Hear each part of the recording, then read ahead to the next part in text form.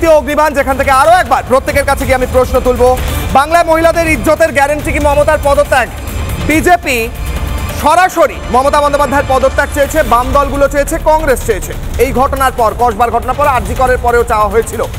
একমাত্র গ্যারান্টি কি এটাই? জাহান থেকে শুরু করে এই ম্যাঙ্গো, হ্যাঁ, টমেটো, আপেল, আলু, কলা, পদত্যাগ চাইছিলেন। মমতা বন্দ্যোপাধ্যায় পদত্যাগ করলে ইজ্জতের গ্যারান্টি পাওয়া যাবে বাংলার মেয়েদের, এটাই একমাত্র পথ। শুনুন, আমি এটাও বলছি যে কাল যদি বিজেপির সরকার আসে, তার মানে কি কালকে থেকে এই রাজ্যে ধর্ষণ, খুন সব বন্ধ হয়ে যাবে? না, কিন্তু সরকার ধর্ষককে আড়াল করার চেষ্টা করবে না।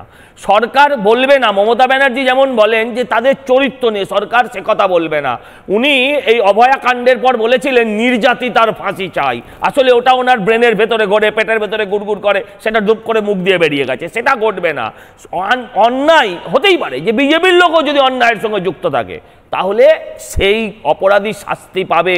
অপরাধের যে পাহাড় পশ্চিমবঙ্গে এই সরকার তৈরি করেছে, আগামী 26-এর পর তার ওপর ভারতীয় জনতা পার্টি বুলডোজার চালাবেই।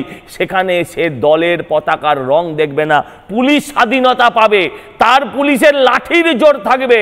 তাই আমি বলছি এই সরকারের বদল দরকার, এই মমতার পদত্যাগ শুধু না, এই মমতার রাজ্যত্যাগ দরকার, যেন রাজ্যে না থাকে।